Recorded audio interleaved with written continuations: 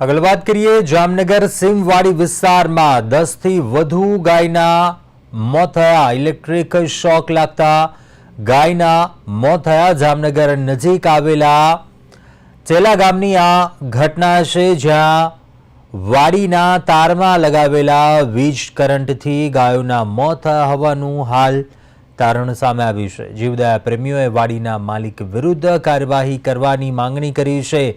10 થી વધુ ગાયના મોત નિપજ્યા। વીજ શોક લાગતા 10 થી વધુ ગાયોના મોત નિપજ્યા।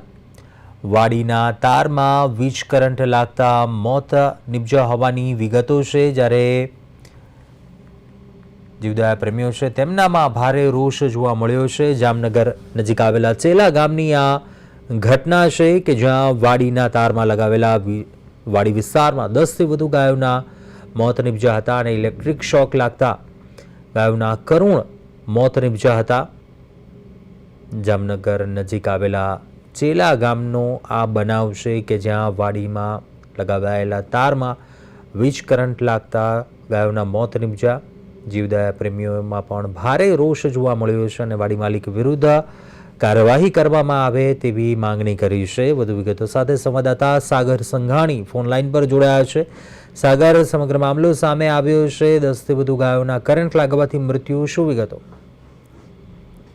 બિલકુલ ચોક્કસ વાત કરું જામનગર જિલ્લાની અંદર જે સીમવાડી વિસ્તાર છે, જ્યાં ઇલેક્ટ્રિક શોક લાગવાથી 10 થી વધુ ગાય માતાના જે મોત નિપજ્યા છે, જેને લઈને જે પશુ પ્રેમી છે તેમાં રોષ જોવા મળે છે। જામનગર શહેર નજીક જિલ્લા જે ગામ આવેલું છે ત્યાંની સમગ્ર ઘટના છે। વાડીમાં મૂકવામાં આવેલો જે ઇલેક્ટ્રિક શોટ હોય છે તેને જે અબોલ પશુને લાગવાથી જેમાં ગાય માતાના 10 થી વધુ છે મોત થયા છે અને જેને લઈને છેલ્લામાં જાગૃત જ્ઞાતિ દ્વારા સમગ્ર ઘટના મામલે વિડીયો ઉતારીને જાહેર કરવામાં આવે છે, જેને લઈને અબોલ પશુના જે મોત નિપજ્યા છે તેને લઈને સમગ્ર જે પશુ પ્રેમી છે તેમાં ભારે જે ચકચાર જાગી છે અને પ્રેમી છે તે એક જ માંગ કરી રહ્યા છે કે જે વાડી માલિક છે તેમની બેદરકારીના કારણે જે અબોલ જે 10 થી વધુ જે ગાય માતા છે તેમના જે મોત નિપજ્યા છે, જેમને દર્દનાક મોત થવાના કારણે જે પશુ પ્રેમી છે તેમાં ભારે રોષ જોવા મળ્યો છે અને સમગ્ર ઘટનાને લઈને કાર્યવાહી થાય તેવી એક માંગ છે। જી ચોક્કસ સાગર, આભાર